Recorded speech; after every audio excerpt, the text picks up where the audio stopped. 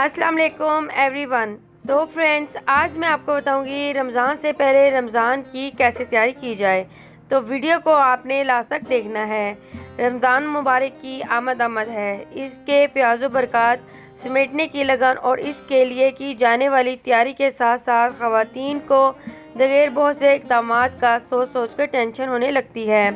बहुत से ऐसे काम होते हैं जो रमज़ान की आमद से कबल ख़वातीन को अंजाम देने होते हैं, ताहम वो घरेलू कामकाज के साथ यकसोई से इबादत और वक्त को बआसानी मैनेज कर सकें।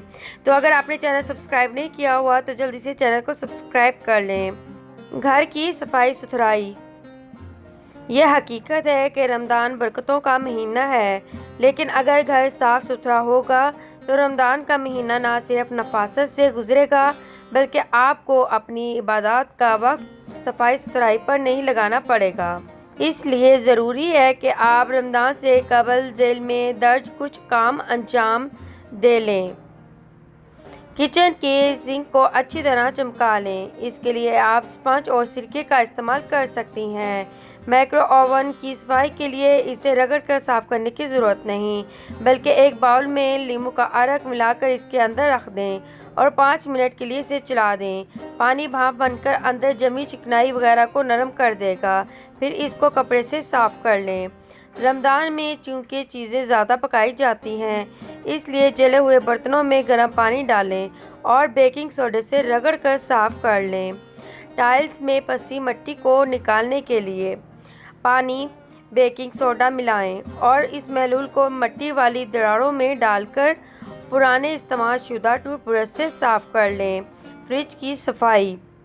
रमज़ान की आमद से कबल फ्रिज की सफाई नहायत ज़रूरी है, क्योंकि रमज़ान में सहर व इफ्तार के लिए कई चीज़ें स्टोर करनी होती हैं।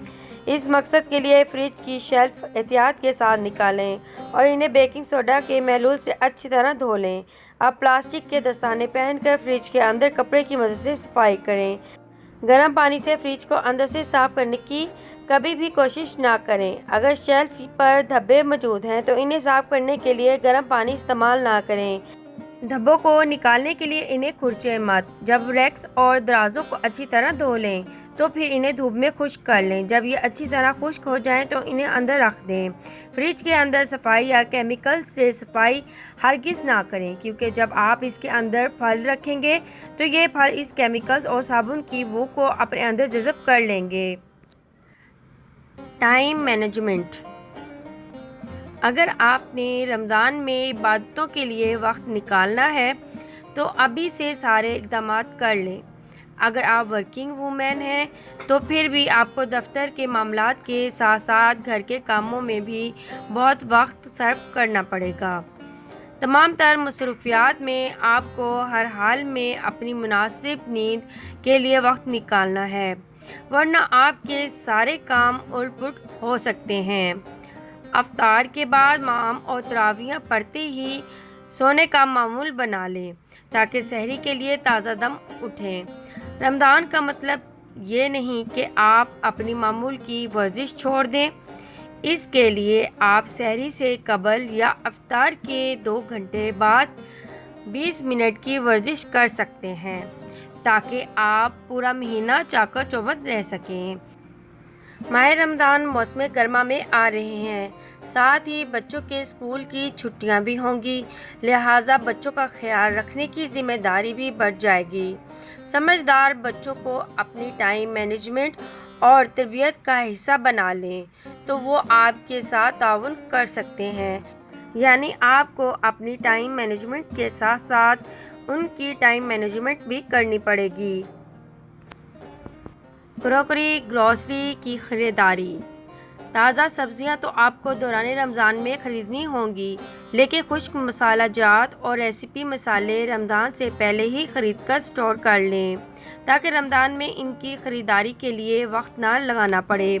रमज़ान में समोसों पकौड़ों की तैयारी के लिए कितना ऑयल, बेसन वगैरह दरकार होगा, अपनी बजट के मुताबिक इनकी फ़हरिस्त बनाकर बाज़ार से ये अशिया ले आएँ। आजकल ऑनलाइन ग्रोसरी भी दस्तयाब है और महल्ले के स्टोर्स वाले भी ये सहूलत रख देते हैं। आप इनको फ़ोन करके अपनी ज़रूरत की अशिया घर पर मंगवा लें। ان کے فون نمبرز بھی اپنے پاس رکھیں۔ اس طرح افطاری کی تیاری آسان بنانے والی کراکری بھی خرید لیں جو بآسانی صاف ہو جاتی ہے۔ تو امید ہے آج کی ویڈیو آپ کو بہت ہی زیادہ پسند آئی ہوگی۔ اب مجھے اجازت دیں، دعاؤں میں ضرور یاد رکھنا۔ اوکے، اللہ حافظ۔